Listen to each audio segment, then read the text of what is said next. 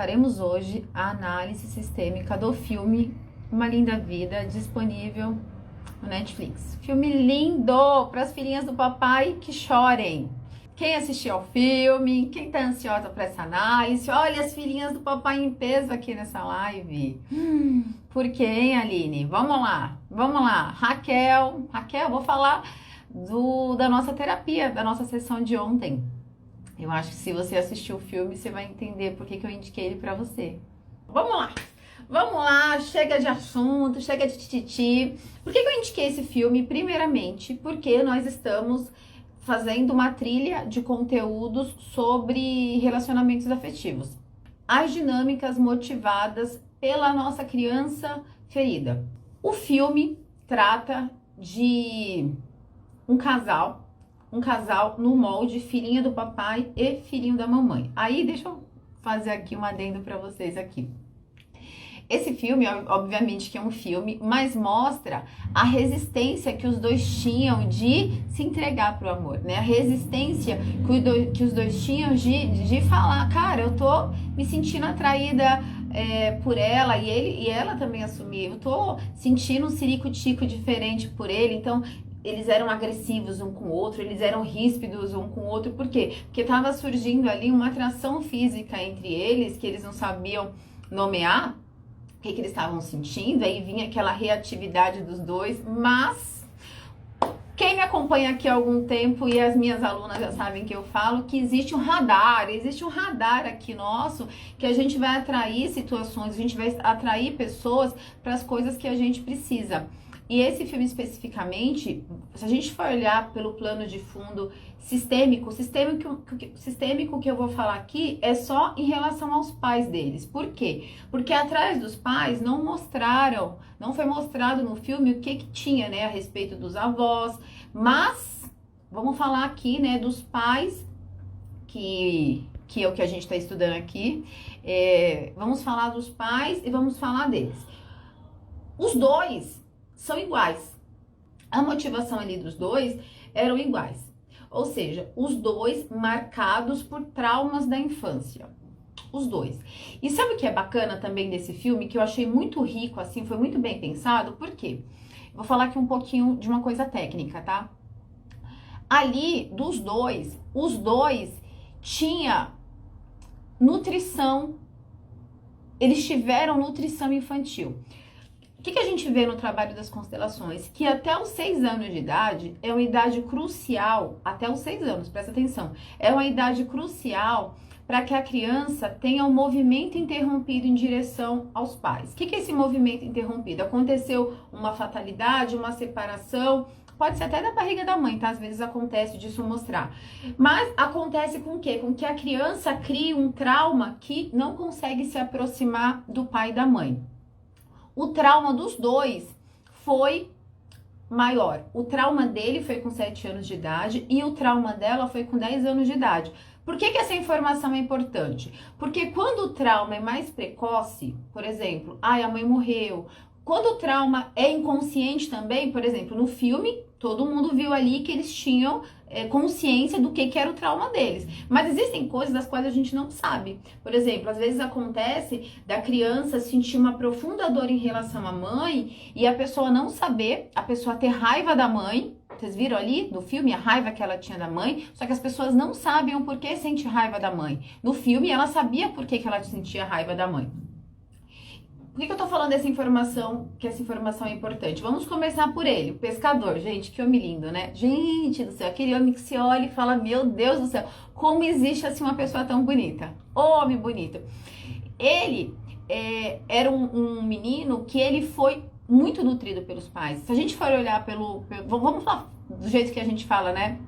Na constelação, ele tomou os pais, ele foi nutrido pelos pais, ele tinha um amor pelos pais. E aí, como que a gente enxerga muito isso? As pessoas que ele se relacionou mais velho, por exemplo, aquele homem do barco lá, que era o chefe dele, ele respeitava, né? Ele se vinculava àquela pessoa. A Suzane, que era a mãe da Lily, ele tinha respeito por ela, ele não tinha uma reatividade com ela. Vocês perceberam? Ele queria ficar ali no mundinho dele, mas ele não era uma pessoa reativa, ele não era uma pessoa machucada, ele era uma pessoa que existiu a morte precoce dos pais, que ele ficou muito identificado com essa fatalidade, com essa tragédia, ele ficou identificado com aquilo ali. Como que a gente sabe? Ju, como que a gente sabe que ele ficou identificado ali? Ele ficou trabalhando como pescador. Como é que os pais morreram?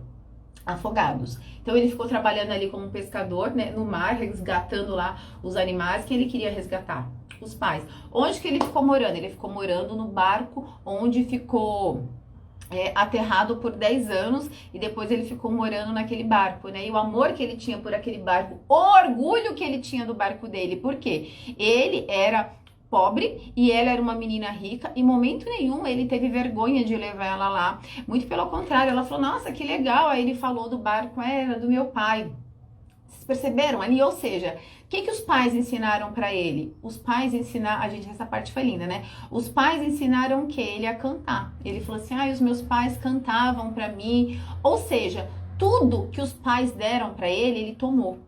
Tudo que os pais deram para ele tomou. Isso, gente, que é interessante, porque ontem eu fiz até um post falando sobre a gente, nós mulheres principalmente, a gente ser muito insatisfeita com o que a gente recebe do relacionamento. Nós somos muito insatisfeitas com o que o outro nos oferta. E, na verdade, a gente tem uma falta lá de trás, né? Se os nossos pais não foram suficientes pra gente, se a gente tem isso marcado, a gente tende a achar que os nossos relacionamentos afetivos, eles não são suficientes. Ali, o que mostrou nele? Que o que ele recebeu foi suficiente. Foi tão suficiente o que ele recebeu que ele não era uma pessoa ambiciosa. Eu não tô falando que é certo, tá? A gente tem que analisar psicologicamente do jeito que ele funcionava. Ele não era uma pessoa ambiciosa, ele estava ali no mundinho dele, juntando o dinheirinho dele, tanto que na hora que ele foi ser famoso lá, ele falou assim, cara, eu tô vindo pra cá só pra garantir o meu dinheiro de sobrevivência. Não é que ele queria o estrelato, ele não queria nada disso, mas ele era uma pessoa cheia de quem? Dos pais. Ele tomou os pais dele. O que os pais dele não é que os pais dele ensinaram, os pais dele cantavam pra ele. E olha que coisa linda, o que os pais deram, o pouco que os pais deram, os pais ficaram 7 anos com ele, aquilo ele tomou como suficiente. Por que eu tô falando isso pra vocês? Até recentemente circulou na internet, eu até postei um vídeo falando sobre isso. Aquele empresário, Geraldo Rufino, um empresário negro, que já teve altos e baixos na vida. Se vocês pegarem a biografia desse homem, o cara é demais. E ele falou até, falando nessa entrevista, que, não sei se vocês viram, tá? Eu publiquei nos meus stories, que a mãe dele morreu quando ele tinha 7 anos. 7 anos, uma criança. Mas ele falou, a minha mãe, se eu pudesse voltar no tempo, a minha mãe falava que eu era lindo, que ser negro era maravilhoso, que eu era bonito, que eu era corajoso, que eu podia tudo. Por que ele conseguiu tudo na vida? Porque aquele ensinamento da mãe, aquela nutrição da mãe, foi suficiente para ele. Entende?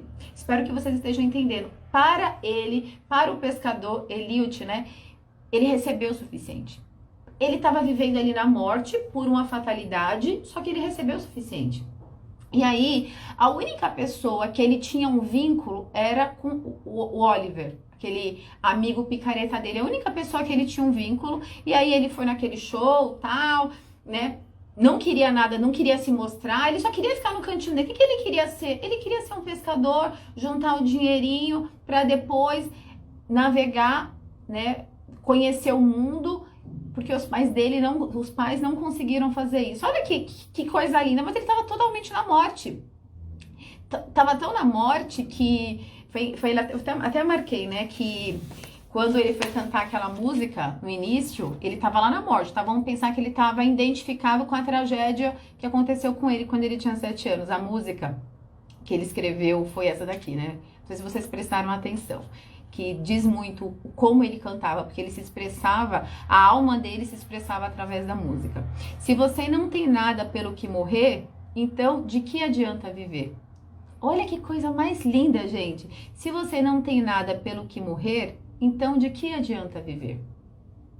Ou seja, no fundo, ele olhava para a morte. No fundo, ele olhava para o pai. E a Lily olhava para os pais. E a Lily olhava para quem? Para o pai. A Lily estava olhando para a vida? Não, a Lily também estava olhando para a morte. Por que eu tô falando isso? Pela famosa indisponibilidade afetiva que vocês tanto falam. Gente, é muito difícil uma pessoa estar disponível. Muito difícil. Só as pessoas que fazem uma jornada longa de autoconhecimento, as pessoas que se trabalham assim, olha, vou falar para vocês, até hoje na minha vida, eu conheci, sei lá, 3% talvez das pessoas que eu atendi assim, a pessoa, tô com a questão aqui. Grande parte das vezes nós estamos indisponíveis. Ela estava indisponível. Ele olhava para os pais, para a morte dos pais, e ela olhava para a morte do pai dela. Os dois indisponíveis. E tanto que, né, ela estava lá, toda agressiva, e ela olhava para a morte do pai, e ela excluiu a mãe. Quem exclui a mãe não se aposta do seu feminino. Viu, mulher? Quem exclui a mãe não se aposta do feminino. Só que a Lily, vamos lá, agora eu falei dele, agora eu vou falar dela, tá? Dessa questão de morte. A Lily, ela tinha uma criança machucada, ela ficou paralisada lá aos 10 anos de idade, ela também foi nutrida emocionalmente pelos pais. Por que essa informação é importante? Porque quando nós somos machucadas na nossa criança, quando a gente tem uma criança machucada, a gente tende a olhar para a falta. Ela falou uma coisa, né, quando ele falou assim, os meus pais cantavam para mim todos os dias, eles disputavam para ver, né, eles disputavam para cantar para mim. E aí ela falou uma coisa assim, o meu pai cantava para todo mundo, menos para mim. O meu pai foi ausente e aí ela reclamava do pai. Vamos pegar a cena que ela tava lá com a mãe, olhando umas fotos da parede. Ela abraçada com o pai e a mãe falava assim, vocês adoravam ficar assim. Por que essa informação é importante? Porque quando a gente tende a passar por um trauma, a nossa criança, a gente tende a olhar só para o fato. A gente tende a excluir todo o resto. E ela estava assim, ela estava olhando para a falta, ela estava olhando para a reivindicação, ela não estava olhando para esse carinho que recebeu do pai, ela não estava olhando para a mãe dela, ela estava naquela falta, ela estava naquela dor. Depois a gente entende no decorrer do filme por que aquela dor dela era tão grande. Por que aquela rispidez dela em relação à mãe. Por que aquela raiva da mãe era tão grande. Ela estava paralisada nos 10 anos de idade dela. Toda a fala dela, toda a reatividade dela. E aí, vamos lá. Agora vamos começar a emendar aqui o filme, né? A mãe dela era uma mulher que amadureceu. Tanto que a mãe dela, ela tinha uma conexão, a mãe dela tinha uma sensibilidade que na hora que ele começou a tocar, a mãe dela olhou pra ela, gente, conexão de alma é aquilo, tá? A mãe dela olhou pra ela e olhou pra ele e falou, tem alguma coisa ali. E aí a mãe dela vai falar com ele e fala, né? Eu nunca vi ninguém tocando assim, a última pessoa que eu vi tocando assim foi o meu marido. Né, que ele foi um grande astro e foi a única pessoa que eu vi tocando desse jeito, foi ele. E você, a mãe dela, reconheceu que ele tinha o mesmo dom do marido. E aí ela falou, né, é uma forma dela produzir alguém, né, da Lily produzir alguém. Ou seja, a mãe dela já sentiu alguma coisa ali. Gente, anciã, a mãe dela já sentiu alguma coisa ali e ela, a Lily, ela estava totalmente revoltada, tanto que depois a gente entende, né, que o Patrick, aquele homem lá, que parece que é o agente, ele que fez o possível para Lily voltar para casa, para perto da mãe. Vocês perceberam isso daí? Então a mãe começa a puxar para ela, né, para que ela treine ele, puxar para que eles fiquem juntos, porque ela já percebeu um clima ali. Aí os dois começaram a ter aquela reatividade, eles começaram a se alinhar. E aí surge o quê? Surgiu o amor dos dois, que foi lindo, né? Eles começaram a amadurecer. Ela, que é lindo, ela conseguiu olhar a dificuldade dele. Ela conseguiu olhar que ele tinha uma limitação. Ela conseguiu olhar na alma dele. Gente, olha, esse filme é tão rico pra isso, porque fica parecendo que é um filme bobinho. Tiveram até umas pessoas que falaram assim, o filme Sessão da Tarde é um filme super profundo. Por quê? Porque ali mostrou que ela conseguia enxergar a dificuldade dele. Ela conseguia enxergar que aquilo ali tinha um tesouro, mas ela ainda não conseguia chegar ali. Tanto que teve uma hora que ela falou assim pra mãe dela, ele se mantém distante de mim e dele mesmo. Olha que coisa linda. Ele se mantém distante de mim e dele mesmo. Por quê? Porque ele tinha dor. Mas ela conseguia enxergar isso. E aí eles começam, né, a ter um lance. E aí surge o amigo dele, né, o Oliver, que não era um amigo. Mas esse fato é muito importante do surgimento do Oliver. Por quê? O Oliver era a única pessoa que ele tinha. Ele não tinha mais ninguém. A única pessoa que ele tinha era o Oliver. Então, eles eram amigos, que não eram amigos. E quando ele chega, a Lily sente que perde espaço. A Lily sente que ele fica tendencioso para o lado do Oliver. E aí é um fato muito importante, tá? E aí entra a coisa sistêmica. O Oliver representa o passado dele.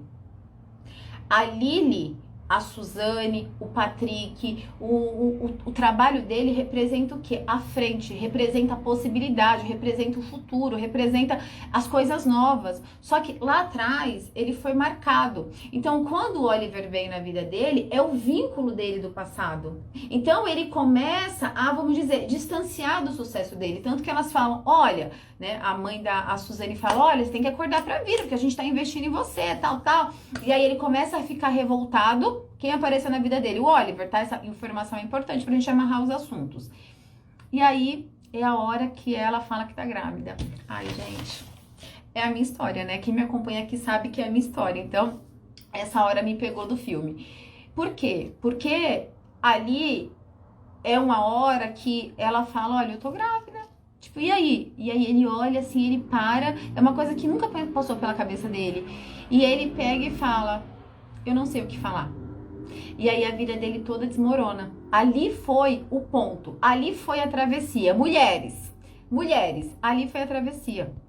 A travessia dele. Ou seja, ou ele ia retroceder, ou ele ia avançar. E aí, olha, vocês sabem que o autoconhecimento que eu trago é um autoconhecimento verdadeiro, é um autoconhecimento pé no chão, né? Esses autoconhecimentos Nutella, porque eu sei que vocês são iludidas, vocês gostam de ilusão. Aquilo ali é a vida real. Aquilo ali são os demônios que a gente passa. Todos nós passamos. E ali é bacana mostrar porque não é que ele não amava ela, mas existia uma dualidade dentro dele. Por quê? Ele falou uma hora, né, uma coisa muito importante. Na hora que ele chega lá, o amigo dele que coloca fogo no barco. E ele começa a lidar com aquele conflito. Por quê? Ai, gente, dá vontade de chorar. Porque aquilo tudo ali era a vida dele. O barco era a representação de quem? Do pai, da mãe dele. E aquilo tudo ali é queimado. Por quê? Porque a vida tá chamando pro novo. Aquilo ali tem que ficar no passado. Então, assim, esse filme ele é muito simbólico porque na hora que o Oliver, né, rompe com ele e queima o barco dele, e ele tem que lidar com aqueles demônios, e aí ele tem que fazer um show muito importante, e ele descobre que vai ser pai, e ela se afasta dele, dá a entender que entender não, né? Eles romperam. Vocês entendem? Ele volta todo pra trás. E ele lida com todos os demônios dele, tanto que na hora que ele vai cantar, ele começa a se bater, assim, ele começa a ficar bravo. Por quê, gente? Ali é a vida chamando. Ou você transiciona, ou você fica aí na morte. E isso vai vir com conflito. Vocês têm uma ideia fantasiosa, pílulas da maturidade agora. Pílulas da maturidade, toma aqui uma água, se preparem para isso.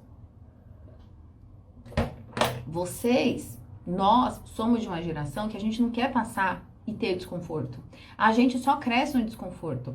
Ali foi o desconforto dele, ali foi ele olhar para os demônios dele. A gente só cresce nesse local.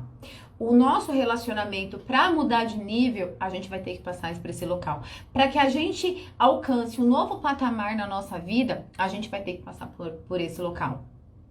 Isso aí é a nossa travessia de vida. E na hora que ele começa a lidar com aquilo, a vida dele desmorona. E aí o agente vai lá, né? Ele faz um show e aí ele começa a escrever. Ele começa a escrever lá, ninguém sabe o que ele escreve. E aí o Patrick, que é o agente lá, vai conversar com ele. Foi linda essa conversa, porque o Patrick fala pra ele, ó, seguinte, eu sei que você veio de uma família que, né, seus pais morreram. Eu também não tive os meus pais, eu também não tive minha família, eu também fui todo fodido. Mas olha tudo o que você tá vendo agora. Você tem chance de virar um astro. A sua família agora somos nós. A Lily é a sua família, a Suzane é a sua família. E ele fala uma coisa, ele fala, cara, desde quando eu conheci vocês, a minha vida virou um inferno. Eu perdi o meu melhor amigo, que não era o melhor amigo dele. Eu perdi o meu trabalho. Gente, o cara vai ser um astro. E o cara tá falando de ser de pescador. Eu perdi o meu trabalho. Vocês acham que se ele voltasse pra lá, pra pedir emprego, pra aquele dono do barco que tinha ele como se fosse um filho, você acha que ele não ia pegar ele pra trabalhar? Lógico que ele ia, mas ele fez aquilo pra que ele fosse pra vida. Eu perdi o meu melhor amigo, eu perdi a minha casa, e eu perdi o meu trabalho. Olha o que ele estava olhando. Quem é aquilo ali que estava olhando? É a criança dele. Você percebe a escassez que ele estava? E o cara pega e fala assim, ele fala uma frase que eu achei sensacional, até anotei para vocês. Ele falou assim: todos perdemos alguma coisa na vida, a gente sempre vai ter que perder. Só tem uma coisa pior do que tudo isso: perder o medo de perder de novo. Ai, gente, vocês têm noção da profundidade que é isso? Perder o medo de perder de novo. Ou seja, ele estava falando para ele: cara, você tá com medo de perder tudo isso. Você tá com medo de perder porque isso já foi muito difícil para você perder lá atrás. A gente tende a ter medo dessas coisas. E aí é a hora que ele vai cantar, que é importante isso daqui, tá? Quando ele decide, né, ir lá na entrevista, que eles falam pra ele: olha, essa é a entrevista mais importante da tua vida. Que ele senta lá: em quem você se inspirou fazendo essa música? E ele ia cantar a música lá que ele sempre canta. Ele falou assim: ah, eu inspirei em todas vocês. E aí ele começa a procurar a Lily. Ele começa a procurar a Lily e ela não tá. E aí ele começa, quando ele vê ela, né, ele se conecta com ela, ele lembra, que é lindo, né? A frase que ela sempre falou pra ele: a gente sempre canta pra alguém. A gente sempre canta pra alguém. Ela conectou com ele. E aí foi bacana, por quê? Porque a nossa alma, presta atenção nisso, a nossa alma quer vínculo. É uma necessidade da nossa alma ter vínculos. Por isso que os nossos vínculos são tão importantes, mesmo os vínculos negativos. No caso do Oliver, no caso do pescador, né? Do Elliot, eu não sei o nome dele. Ele estava vinculado ao passado. Só que na hora que ele pega e fala: olha, eu vou ter que abandonar isso, né? Porque eu não tenho mais o meu amigo, eu não tenho mais a minha casa. Os vínculos que ele tinha no passado acabou. Então ele se vê ali naquele deserto, ali ele olha pra ela e ele se vincula com ela. Ele se vincula, ele diz sim pra ela. E aí ele ia tocar uma coisa, na hora que ele vê ela, ele muda, né? Aí ele vai cantar a canção. Vocês perceberam a letra da canção que ele canta pra ela? Vocês perceberam? Presta atenção que agora eu vou fazer eu vou depois colocar aqui pra vocês a transição. A letra da música. Eu até falei pro meu marido, eu mostrei pra ele essa parte, ele ficou emocionado. Ele falou... Lembrando que ele falou, ele não tinha dado a resposta pra ela. Quando ela falou assim: eu tô grávida, ele fugiu. E aí ele canta a música pra ela. Aí ele fala: amor, estou grávida. Ela disse, eu vou ler, tá, gente, em forma de texto, tá? Eu vi minha vida inteira passar diante dos meus olhos. Tanta coisa ainda por vir. Vai ficar tudo bem. Não existe uma hora certa pra ninguém. Eu disse que sou jovem demais. Sou só um garoto. Não posso criar mais outro. Sinto que minha vida se acabou. Sinto que meu futuro se desfez. Eu vou sentir falta do tempo em que éramos só nós dois. Aí ele fala: nunca mais quero abrir mão de tudo que mais amo. Pausa aqui. Por que é importante a gente falar disso? Porque aqui ele tá admitindo pra ela, Gente, isso é bacana por quê? Porque tem pessoas que têm dificuldade de verbalizar, e ele é uma dessas pessoas. Então ele fala através da música. Então ele tá falando aqui que ele teve medo porque ele era só um garoto, ele se sentia um garoto, porque realmente ele estava traumatizado. Como que ele ia poder criar de uma outra? Como que ele ia poder criar uma criança? Como que ele ia falar pra ela: nossa, que maravilhoso, eu vou ser pai? Como que ele ia poder fazer isso se ele não se via como um homem, tá? E aí ele pensou e aí ele falou: nunca mais quero abrir mão de tudo que mais amo. Sinto que estou morrendo ao assistir a despedida da minha vida linda. Aí depois, né, ela fica lá toda triste, aí começa a outra parte da música. Aí ele começa a falar como se ele já fosse pai. Papai, não consigo dormir, ela disse. Pode deixar a luz acesa? E por favor, cante minha música. Ai, gente, vou chorar. E não posso deixar de pensar. Aqueles olhos verdes e caixinhos castanhos são o meu mundo todo. Ai, que coisa linda.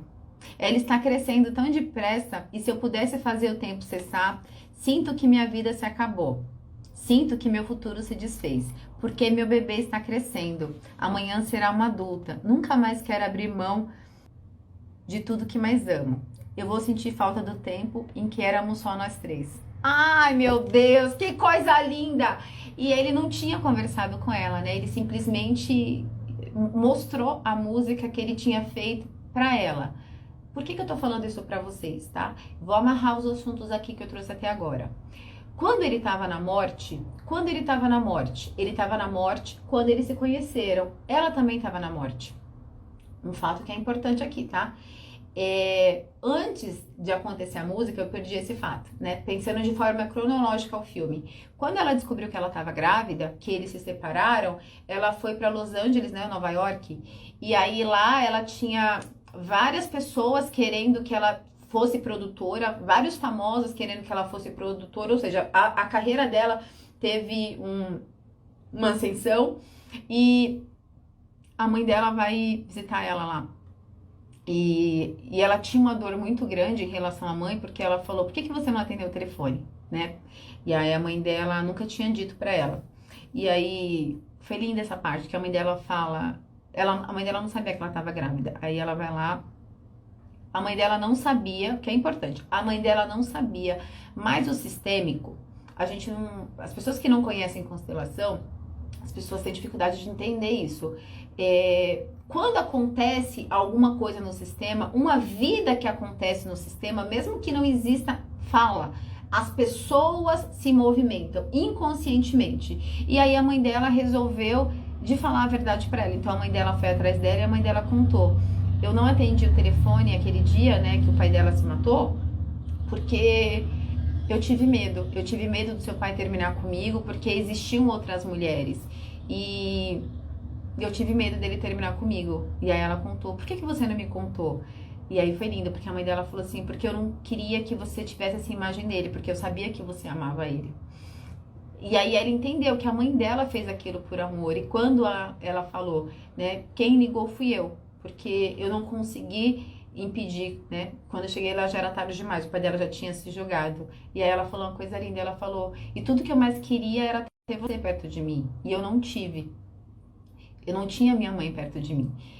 E aí ela mostrou a fragilidade dela, ela mostrou a dor que ela tinha. Aí ela falou, eu sinto tanta falta dele, e eu sinto tanta falta de você. E aí que elas foram, se abraçaram, choraram. Por quê? É importante falar nisso. Porque ela tinha uma dor muito grande em relação à mãe. E a mãe dela esteve todo o tempo ali. Não foi a mãe dela que excluiu ela, não foi a mãe dela que não deu. Ela tinha fechado, a criança dela tinha se fechado para receber o amor da mãe por conta de um episódio. Entende? Não é que a mãe dela estava indisponível, não é que a mãe dela não quis dar esse amor para ela, foi uma fatalidade. E a criança dela registrou, né, eu não posso contar com ela. Então ela se fechou para a mãe e aí a gente entendeu, né, toda a rispidez que ela tinha com a mãe, toda a raiva que ela tinha com a mãe. Por quê, gente? Porque toda a raiva que a gente tem em direção aos nossos pais, aí fica pra vocês, tá? Que vocês têm raiva do pai de vocês. Eu quero que vocês pensem numa criança. Uma criança ama os seus pais incondicionalmente. Uma criança se sacrifica pelos seus pais. Gente, vou falar uma coisa pra vocês. Eu já tive experiências perto de crianças que eram abusadas. Crianças que eram abusadas sexualmente pelos pais e não sabiam que aquilo era abuso. E elas não deixavam de amar seus pais. Porque ela não sabia que aquilo era abuso. Vocês entendem a profundidade que é o amor de uma criança para com os pais? Estou falando de um exemplo tão extremo para vocês entenderem que uma criança ama. Depois que a criança começa a ficar machucada, começa a ter entendimento, ela bloqueia aquilo. Mas a criança, ela ama. Então, quando ela bloqueou aquilo da mãe, ela fala, eu não recebo mais nada dela. Só que a mãe dela nutriu ela. A mãe dela cuidou dela, o pai dela cuidou dela. Ela esquece tudo aquilo. Então ela estava toda bloqueada em relação ao pai e em relação à mãe. E aí na hora que ela fala pra mãe, eu senti tanta falta de você, a mãe dela fala, minha filha, e elas vão, se abraçam. E aí, né, não é por acaso que ele, né, viveu os demônios dele, e aí quando eles se encontram ali no show, que ele canta essa música pra ela já tinha feito essa reconciliação com a mãe. Que é importante. E ele já tinha, obviamente que é um filme, tá? Na vida não acontece assim tão rápido, não. E ele já tinha vivido os demônios dentro dele. Por que eu tô falando isso? Porque ali eles se encontraram. Vocês entendem isso daqui que eu tô falando pra vocês? Ali eles se encontraram, ou seja, ela curou a criança dela. Ela foi lá, falou pra mãe que aquilo doía. Ele foi lá, os pais dele já morreu, mas ele viveu aquilo ali dentro dele, ele viveu aquilo ali dentro dele, e ali eles se encontraram. Por quê? Porque os dois, ele tava olhando pra morte, e ela tava olhando pro pai e pra raiva da mãe. Nenhum dos dois estava disponível, tanto que a fala dela, quando a pessoa é grossa, quando a pessoa é agressiva, quando a pessoa é raivosa, a pessoa tem necessidade de ser grosseira com o outro. É uma necessidade da pessoa. A pessoa tem necessidade de demonstrar a raiva dela pro outro. Aquilo é daquela pessoa? Não, aquilo tá dentro dela. Aquilo é a constituição dela. E ela tava daquele jeito. Então, na hora que os dois fazem o trabalho dele, os dois ali se encontram. Vocês entendem que é um processo que os dois passam? Deixa eu falar uma coisa pra vocês, tá? Principalmente as mulheres. E duas alunas clientes minhas que estão aqui, que estão passando por essa transição no relacionamento. Elas estão aqui na live, inclusive. E às vezes o nosso processo, né? O nosso processo, principalmente as pessoas que vêm buscar ajuda, pessoas enfim, que faz o processo de autoconhecimento e aí começam a olhar para suas questões, começa a transicionar, porque isso daqui é uma transição, perceba, uma pessoa que tá aqui na morte, tô na morte, olhando pro meu pai, e aí, morte, que eu diga olhando pro passado, seja pra sua criança, seja com morto, nas constelações, às vezes as pessoas estão conectadas com mortos, a pessoa tá olhando pro passado. Não é assim que a gente vai, a gente transiciona. E quando a gente tá no relacionamento, a mulher, o homem, eu já falei isso nos stories, a mulher, ela tem a capacidade, pelo vínculo que ela tem com o parceiro, de transicionar esse homem quando eles estão muito vinculados. Então, não é incomum que as pessoas que fazem o processo delas, o outro vem também. Vem também. Por isso que eu falo para as mulheradas. As mulheres começam a vir, né? As minhas clientes falam, não, Ju, você acha que meu marido, meu namorado precisa de terapia? Eu falei, não, doida, quem precisa é você. Porque, gente, o outro, o homem, quando ele te ama, ele é responsivo ao seu movimento. Então, muitas estão nesse movimento e o rapaz, o homem, ainda tá aqui. Esse relacionamento, duas coisas acontecem. Ou esse relacionamento transiciona, que foi o que aconteceu no filme, ou esse relacionamento acaba. Por quê? Porque a Amy não sintoniza FM, meu amor, entendeu? A Amy não sintoniza FM, os dois estavam aqui. Os dois estavam aqui. A Lily e o pescador. Os dois estavam aqui, ó. A Amy. Um transicionou, o outro transicionou. Cada um viveu seus demônios. Então, quando você transiciona, o outro vai vir devagarzinho no ritmo dele. Vocês entenderam isso daqui? Nós, através do nosso feminino curado, a gente consegue ajudar o homem a fazer esse movimento. Outra coisa importante para falar aqui para vocês. Iludidas. Agora, pílulas da maturidade para as iludidas. Meus amores, o amor que vocês procuram, esse amor idealizado que as pessoas vendem nas redes sociais, sabe? Esse amor que, olha, você não pode encontrar um homem filhinho da mamãe. Homem filhinho da mamãe, amiga, você não merece. Você tem que encontrar um homem provedor, você tem que encontrar um homem perfeito, você tem que encontrar um homem do jeito que você merece. E aí eu gosto de mostrar aquele meme que a mulher ficou no banco esperando lá o homem perfeito, né? Já morreu, né? Já tá com os ossos. Eu brinco isso, mas estou falando isso pra vocês por quê? Porque muitas pessoas têm essa ilusão do relacionamento perfeito, do homem perfeito, e não entram no jogo de se relacionar. O relacionamento, em geral, é nesse molde desse filme.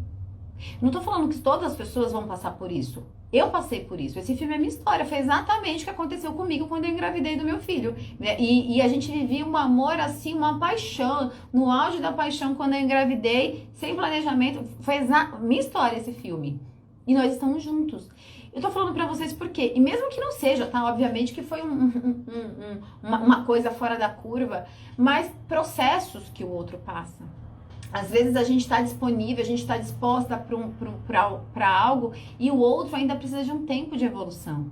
Então é importante a gente olhar, né, a pessoa que a gente se relaciona, o nosso parceiro, as pessoas que a gente começa a se relacionar, começa a querer dividir algo junto e entender, olha, o que esse outro tem que às vezes tem impedimento, né, para que eu consiga chegar no coração dele. Em geral eu vejo grande parte das mulheres, querendo uma coisa que já vem pronta, num formato que já vem pronto, sendo que vocês não estão prontas. Essa é a realidade. Porque existe uma ressonância do que você tem, do que você atrai. Deixa eu falar aqui uma coisa pra vocês ainda desse filme. Esse filme, por exemplo, qual que era a dor da Lily? E aí eu vou falar de um conceito sistêmico, mas eu não vou falar que é sistêmico, mas é o que eu vejo na vida das pessoas que eu conduzo e na vida em geral. A gente vai atrair situações nas quais a gente precisa trabalhar na gente. Então, por exemplo, ela falou assim no filme, que ele falou que queria, o sonho dele era viajar o mundo de barco, e aí a dor dela ela falou assim, mas pra que tudo isso, né? Porque a dor dela era que o pai dela fazia isso. Viajar para vários lugares, conhecer vários países, várias culturas, idiomas diferentes, ela falando com uma certa exclusão disso. E aí ela encontra um homem, que dá a entender no filme, que ele virou esse astro igual ao pai. Ou seja, uma coisa que ela excluiu por conta de uma dor dela, a Lily, uma dor dela era o quê? O sucesso do pai. O pai não ser disponível para ela, tanto que ela fala para a mãe, o papai ficou 3 anos longe da gente e você não fez nada. E aí a mãe dela fala, ele estava construindo a carreira dele. A criança dela não entendia isso. Obviamente que isso é um filme, mas vamos pensar na vida real. Eles ficaram juntos, né? A vida mandou um filho para eles, inclusive, juntos. Vamos pensar na vida real. Se ela ficar com esse astro, porque ele virou um astro ali, vocês acham que ela não vai passar os demônios da solidão de ter um astro, ela cuidando de um filho? Me contem. Claro que vai viver isso. Relacionamento é pra isso. Relacionamento vai vir, gente, pra nos ensinar, pra fazer com que a gente amadureça. Não tô falando que a gente tem que ficar num relacionamento ruim, não tô falando isso. Mas mesmo relacionamento bom, mesmo relacionamento onde existe amor, mesmo relacionamento onde existe desejo, tem conflitos. Tem conflitos. Ontem eu recebi uma mensagem de uma cliente minha que ela fez processo comigo, né? Ela fez Mulheres Reais comigo. E a Lívia. E eles ficaram separados durante 4 anos. 4 anos separados. E aí, depois do programa Mulheres Reais, eles voltaram. Por quê? Porque ela olhou para os demônios dela, né? Ela viu também as partes que ela também estava indisponível. E aí, né? Nunca é por acaso, eles começaram a se namorar, a se reconectar. Aí eles estavam 8 meses namorando, 2 filhas, né? Cada um na sua casa. E aí eles decidiram voltar, né? A morar juntos, né? Um amor à segunda vista. Por que eu tô falando isso pra vocês? Porque lá atrás, ela não entendeu, pela imaturidade dela, pela imaturidade deles. Eles não entenderam o processo que é amadurecer um relacionamento. E depois que ela olhou, né, olhou para os demônios dela, ela conseguiu olhar para isso e ela falou, cara, olha, talvez eu também não tenha sido tão perfeita e tão disponível assim. E aí eles puderam se reconectar. Obviamente que não são todas as pessoas que estão disponíveis para isso. E também há relacionamentos que não tem mais, não existe mais, sabe, atração de ficar junto. Mas no caso deles ainda existia amor. E aí eles retomaram. Aí ontem ela até me mandou uma mensagem, até postei nos meus stories, eu fiquei super contente por eles. Por quê? A pessoa lá continua a mesma pessoa. Ele não foi fazer terapia, ele não foi fazer nenhum processo. Ele não foi pro caminho de Santiago, ele continua a mesma pessoa. Quem mudou? Foi ela. Ela que mudou, ela que olhou para as coisas dela. Obviamente que a separação que eles tiveram, essa separação de 4 anos, fez com que ele também olhasse para as questões dele. Vocês entendem? Então, às vezes, a gente é muito, sabe, muito dura, muito... E vocês, olha, eu vou falar uma coisa para vocês. E vocês, mulheres, a gente tende a ouvir pessoas que não passaram pelo processo das coisas. Eu costumo dizer, né? A gente só vai levar uma pessoa pro lugar que nós já fomos. Só pra isso. Você tá aqui, passando por um desafio no relacionamento. Passando por algo difícil, algo desafiador no relacionamento, que não é por acaso que aquele desafio tá vindo pra você. Sempre um desafio que vem pra gente, vem pra ensinar alguma coisa pra gente. E aí você vai conversar com uma amiga super machucada, uma amiga super ferida, O que essa amiga vai contribuir na tua vida? A não ser alimentar os seus demônios. A gente precisa ser consciente disso. Por quê? Porque muitas vezes a gente não tem nenhum filtro dos amigos. Esse filme é um bom exemplo disso. O Oliver. A pessoa que ele... O Oliver, né? O pescador lá. A pessoa que ele tinha vínculo, que era o melhor amigo dele, queria o lugar do mais ou o lugar do menos? Do menos, mas é porque ele era uma pessoa ruim, ele era uma pessoa perversa, ele... Não, é por conta das questões dele, tipo, que não tem nada em relação a ele. É o grau de consciência que ele tem, entende? É o grau de consciência que ele tem e que ele tinha lá atrás.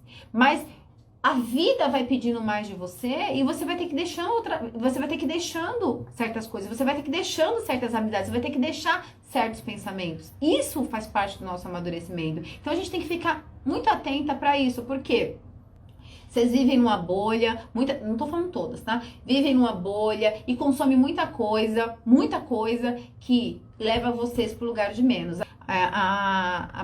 Eu não sei o nome dela. Uma pessoa perguntou aqui: por que o Bert diz que o que acontece quando acaba o amor? O que a gente percebe, tá? Pílulas da maturidade. Existe uma função dos relacionamentos. Então, por exemplo, um relacionamento, ele vem para trazer pra gente um aprendizado. Então, vou dar um exemplo aqui, tá? Vou falar do filme, só pra gente não viajar tanto. Existe um aprendizado que o relacionamento me traz. Um exemplo, tá? Vou falar de uma cliente minha que eu acho que vai ilustrar muito bem isso. Uma cliente que eu acompanhei. Ela começou a viver um relacionamento e o marido dela começou a ter vícios com droga. Muito pesado. E ela veio constelar comigo a respeito disso, né? Ela até falou, né, quando a gente chega na constelação, ela, não, Ju, porque eu quero constelar, por quê? Porque o meu marido tá viciado em droga e eu quero constelar ele. Eu falei, não, a gente não constela marido, não. A gente constela você pra ver o que de você faz com que você atraia um homem que tenha vício. Entende isso? Existe uma coisa nela que vai atrair alguém que tenha vício. Isso que a gente precisa constelar. E aí a gente constelou. E o que se mostrou na constelação?